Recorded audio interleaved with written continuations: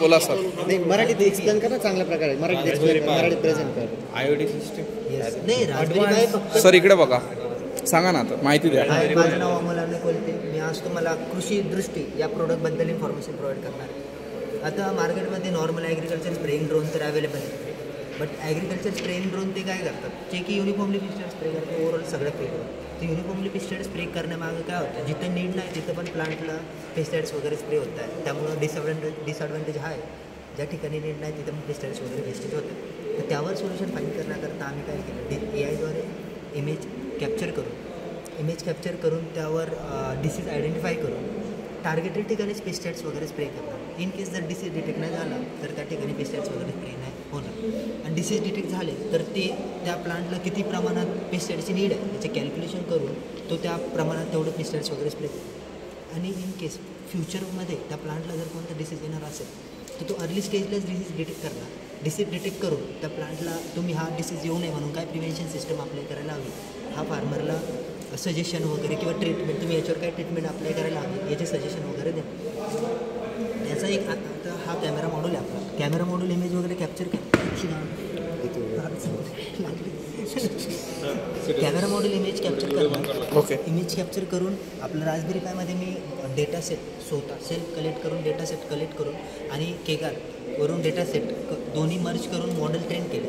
त्यावर डिसीजच्या जेवढ्या पॉसिबिलिटी असतात हेल्दी प्लांट्स ते सगळे ॲनालिसिस करून या बॅकएंडला मॉडेल ट्रेन केले. आणि त्या अकॉर्डिंग आपला हा मॉस्पेट आहे मध्ये मॉस्पेट त्या अकॉर्डिंग जर आपला मोटर कंट्रोलर तो कंट्रोल होणार त्या पेस्टिसाइड्स वगैरे किती स्प्रे करायचे. इन केस आता इथं आपण पेस्टिसाइड्स वगैरे फिल करणार, हा वॉटर टँक आहे, इथं पेस्टिसाइड्स वगैरे सेव्ह होणार.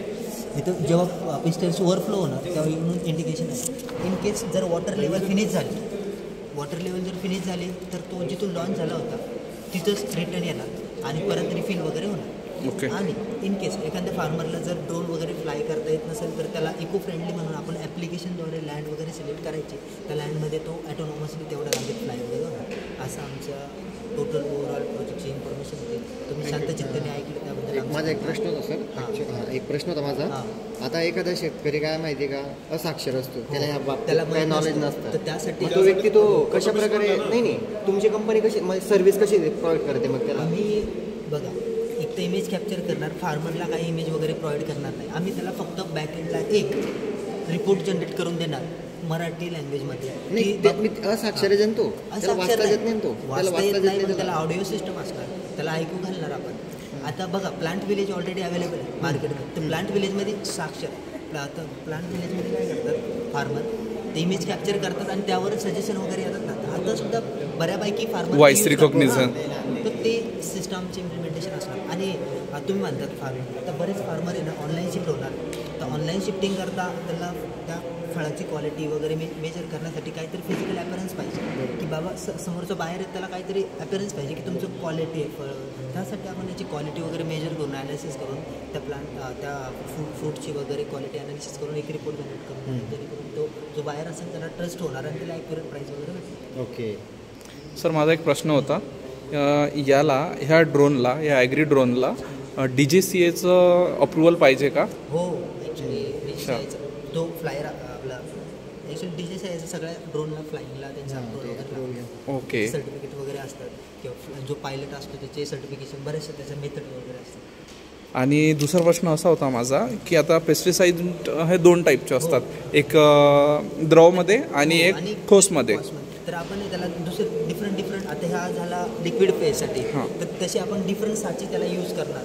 ओके. जेणेकरून दोन्ही पण आपण पेस्टिसाइड्स जेव्हा समजा लिक्विड असेल किंवा सॉलिड असेल त्या अकॉर्डिंग ते आपण साचे चेंज करून आपण त्याद्वारे करू शकतो. इन केस एखादा फार्मरचं म्हणणं आलं बाबा माझी लँड कमी आहे, मला सगळ्याच ठिकाणी माझा आता फार्मरला आपण किती बी कन्व्हिन्स केलं तरी तो म्हणतो की मला पूर्ण पेस्टिसाइड स्प्रे करायचं, तर आपण त्याला 2 सिस्टम ठेवले. एक तर युनिफॉर्मली पण पेस्टिसाइड स्प्रे करू शकतो आणि तो ओव्हरऑल फील्डवर पण आपला डिसीज ॲनालिसिस करून पण अशा दोन्ही सिस्टम इम्प्लिमेंट होतो. ठीक आहे सर, खूप खूप धन्यवाद तुम्ही दिलेल्या माहितीबद्दल. हे होतं आपलं कृषी दृष्टी बाय कलियुग टेक्नॉलॉजीज आणि आपण आहे समाज कल्याण शासकीय वसतिगृह येरवडा पुणे येथे. धन्यवाद.